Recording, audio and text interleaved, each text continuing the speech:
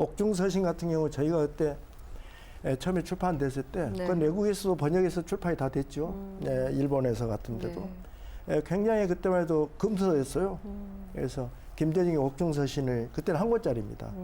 그 우리가 감동으로 정말 뭐 청년 학도는 물론이고 일반 연세 드신 일반 국민들까지 네. 그 김대중 열독에 빠져 있을 때죠. 네.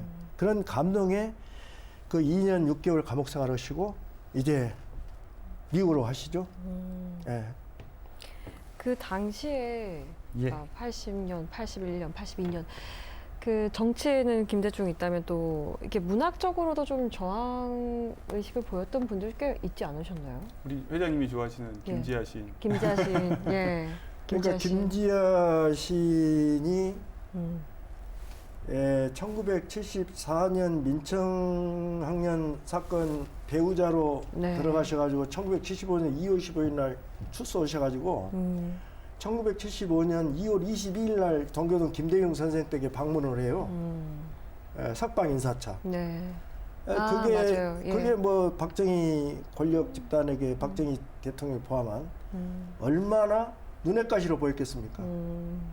근데 마침 그때 동아일보가 그 자유언론 실천을 이렇게 하는 과정에서 정부의 공격을 받아가지고 광고가 좀 빠지는 동아일보 광고 탄압 사태, 백지 광고란이 백지로 비어버리는 이런 상황에서 기자들이 김지아 시인에게 감옥에서 있었던 그 고행 1974라는 글을 청탁해가지고 3일간 연재가 되죠. 네. 그 안에 하재환 인혁당 재건이 사건으로 관련돼 가지고 돌아가신 그 하재환 선생과의 통방 내용을 빌미로 삼아가지고 김지아를 다시 감옥에 넣어버리죠. 3월 15일 날 출소한 지 한 달 만에.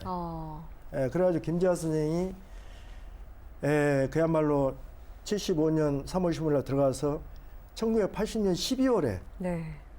김대중이 사형수로 있을 때 김지아는 형 집행정지로 출소가 됩니다. 그런 과정 속에서 김지아 영향력을 입은 그 당시에 민주투사들 또 문화활동가 예술가들이 엄청나게 쏟아지죠. 네. 뭐 김민기 선생 같은 경우도 대표적으로 김민기의 학전이요. 예. 그 선생의 노랫말이 굉장히 우리말의 아름다움을 갖고 있다.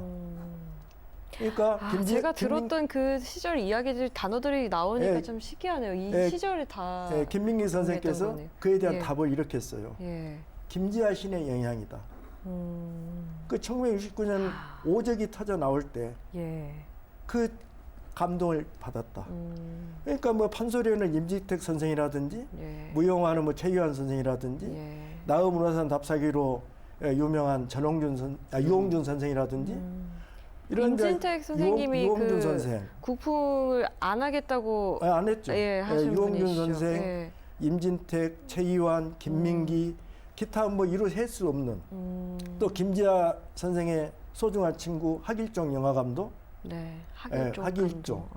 그 다음에 뭐 조동일 교수, 서울대 명예교수, 국문학 이런 수많은 사람들이 그야말로 김지아와 더불어 한 시대를 아름답게 수놓고 네. 또 정말 가혹한 정권 탄압에 맞서서 치열하게 투쟁한 그야말로 투사들이죠.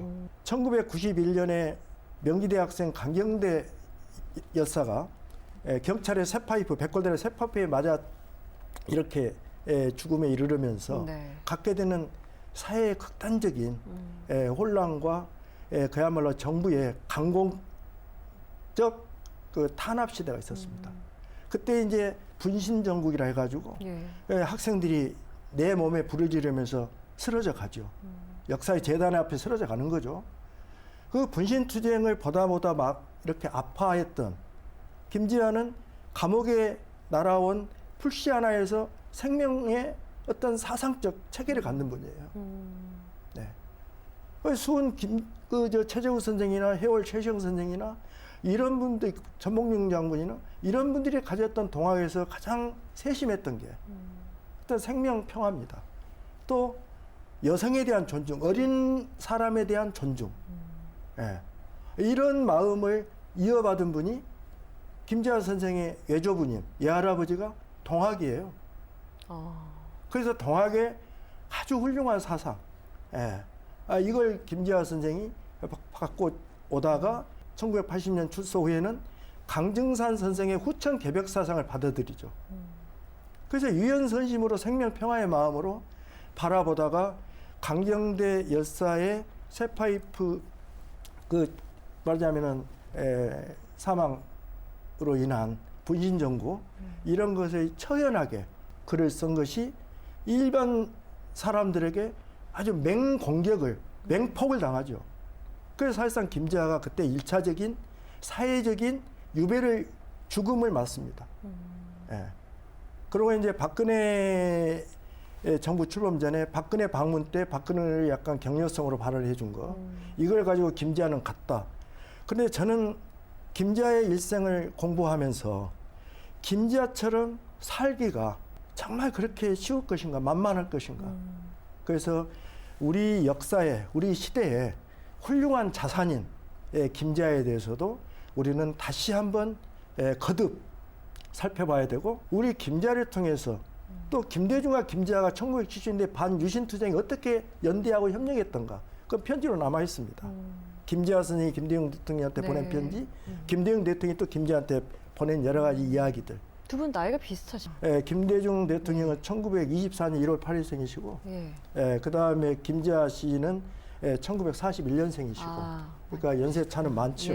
그러나 연대를 떠나서 그야말로 어떤 동지애로서 또 한 시대의 일을 앞장서 짊어져가는 선도자로서 그러한 두 분의 아름다운 협력과 연대, 그 다음에 지도력은 정말 지금도 유효하다고 봅니다.